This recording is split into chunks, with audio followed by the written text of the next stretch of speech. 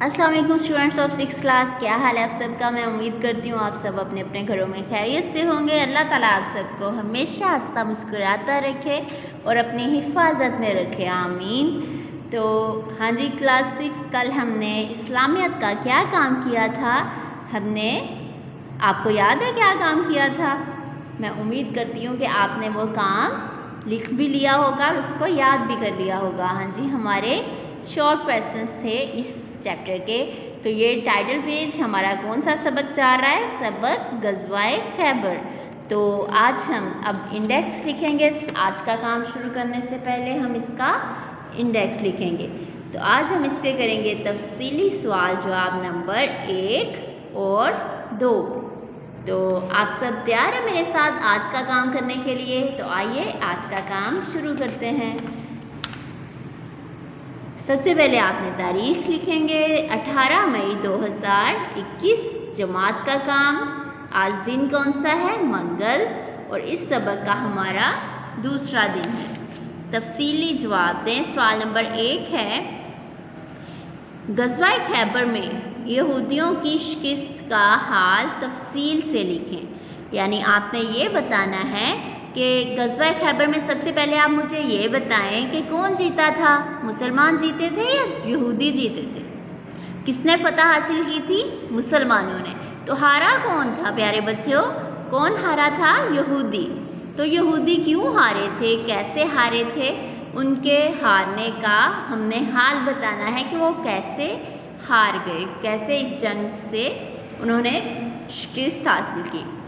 अब है, खैबर में यहूदियों के 8 मजबूत किले थे। कितने किले थे? 8 मजबूत किले थे। इस्लामी लश्कर ने सबसे पहले यहूदियों के दफाई किला नाइम पर हमला किया। अब ये देखें, जंग की सूरत हाल बताई जा रही है कि सबसे पहले मुसलमानों ने उस किले पर हमला किया जिस किले पर यहूदियों का बहुत ही असला पड़ा हुआ था, उनका साजो सामान पड़ा हुआ था जंग लड़ने के लिए, ताकि इनके दफाई किले यानी जो ज़्यादा उनका मजबूत और हिफाजत करने वाला, दफाई का मतलब है हिफाजत करने का सामान था जिसमें असला था ज़्यादा, तो उस किले नाइम पर हमला किया ताकि उनकी जड़ को पकड़ लिया जाए, ताकि वो उससे कमज़ोर पड़ जाएं। इस किले के सरदार, अब किला नाइम के सरदार मरहब को हज़रत अली रज़ी अल्लाह ताला अन्हु ने कत्ल किया और किला नाइम फ़तह हो गया। अब जो उनका सबसे मज़बूत और दफाई किला यानी ज़्यादा जो मज़बूत किला नाइम था वो फ़तह हो गया।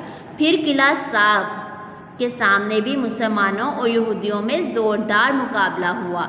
इसके बाद दूसरे किले की तरफ आ गए, कौन से? किला साब, जिसमें मुसलमानों को फतह हासिल हुई। इसी तरह खैबर के सारे किले फतह हो गए और यहूदियों ने शिकस्त तस्लीम कर ली। यानी बारी बारी करके फिर एक एक किले को मुसलमान फतह करते गए और आखिरकार क्या हुआ कि मुसलमानों ने यहूदियों के सारे किलों पर कब्ज़ा कर लिया और यहूदियों ने शिकस्त अपनी तस्लीम कर ली, यानी वो हार चुके थे। तो सबसे पहले किस किले पर? किला नाइम पर हमला किया और फिर मरहब और हज़रत अली रज़ी अल्लाह ताला अन्हु के दरमियान लड़ाई हुई। तो कौन मारा गया? इनका सरदार मरहब, वो मारा गया। तो उसी मरहब के कत्ल होने के बाद ही जो यहूदी थे वो कमज़ोर पड़ गए थे कि उनका सरदार कत्ल हो गया है, इसलिए वो यहूदियों ने शिकस्त तस्लीम कर ली, यानी वो अपनी हार मान चुके थे। सवाल नंबर 2 है, नबी अकरम सल्लल्लाहु अलैहि वसल्लम और यहूदियों के दरमियान होने वाले माहदे की शराइत लिखें। अब क्योंकि जो यहूदी थे वो अपनी हार को मान चुके थे, इसलिए उसके बाद फिर आप सल्लल्लाहु अलैहि वसल्लम और यहूदियों के दरमियान कुछ शराइत रखी गई। उस माहदे की ये शराइत कौन सी थी? आइए ज़रा पढ़ते हैं कि ये कौन सी शराइत थी।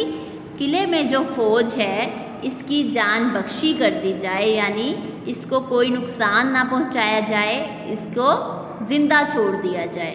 यहूदी अपने माल, बागात, ज़मीनें, सोना चांदी, घोड़े और जंगी साजो सामान नबी अकरम सल्लल्लाहु अलैहि वसल्लम के स्पुर्द कर देंगे। یعنی جو یہودی اپنے ساری کیونکہ اب یہودی ہار چکے تھے تو یہ جنگ کرنے کا اصول ہے کہ جو دوسرا فریق ہار جاتا ہے پھر اس کی ساری جائیداد جو ہے وہ جیتنے والے کے قبضے میں آ جاتی ہے، تو وہ مسلمانوں کا مال غنیمت بن جاتا ہے۔ تو یہودیوں نے اپنا سارا مال، باغات، زمینیں، سونا چاندی، گھوڑے اور جنگی ساز و سامان نبی اکرم صلی اللہ علیہ وسلم کے سپرد کر دیں گے۔ خیبر کی ساری زرعی کھیتی یعنی جو خیبر کی ساری فصلیں تھیں، خیبر جو تھا نا وہاں پہ فصلیں بہت زیادہ تھیں، وہاں پہ کھجور اور دوسری طرح کی جو فصلیں تھیں نا وافی مقدار میں تھی، ان کے پاس زمین کا کیونکہ پانی اچھا تھا تو وہاں کی پیداوار بھی کافی زیادہ تھی، اور تمام پھلوں کی پیداوار کا نصف مسلمانوں کو دیا جائے گا اور باقی یہودیوں کو ملے گا۔ یعنی خیبر میں جتنی فصلیں تھیں، کیونکہ اب خیبر کے علاقے پر، خیبر کے قلعوں پر مسلمانوں کی حکومت جم چکی تھی، مسلمانوں کا قبضہ ہو گیا تھا، تو اس لیے پھر یہ مسلمانوں نے کہا کہ خیبر کی جتنی زمینیں ہیں ان کی پھلوں کی پیداوار ہے اس کا آدھا حصہ کس کو دیا جائے گا؟ مسلمانوں کو، اور آدھا حصہ یہودیوں کو ملے گا۔ تو جب تک اللہ کے رسول صلی اللہ علیہ وسلم کی مرضی ہوگی یہ معاہدہ قائم رہے گا۔ تو آخری شرط یہ تھی کہ اس کو کوئی بھی یہودی یا کوئی اور غیر مسلم آ کے اس معاہدے کو ختم نہیں کر سکتا، یہ معاہدہ تب تک قائم رہے گا جب تک اللہ کے رسول صلی اللہ علیہ وسلم کی مرضی ہوگی۔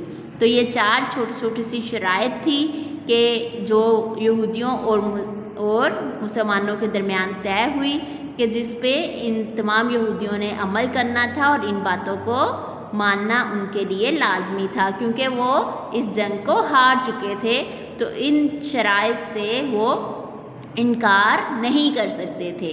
تو میں امید کرتی ہوں اسٹوڈینٹس آپ ان سوالات کی سمجھ آ گئی ہوگی کہ غزوہ خیبر میں کیسے یہودیوں کو کون سی شرائط تھی جو مسلمانوں اور یہودیوں کے درمیان طے ہوئی۔ تو آپ نے ان کو اچھے سے یاد کر لینا ہے، اپنی نوٹ بک پہ لکھ لینا ہے۔ اس کے بعد ہم اگلی ویڈیو میں ملیں گے۔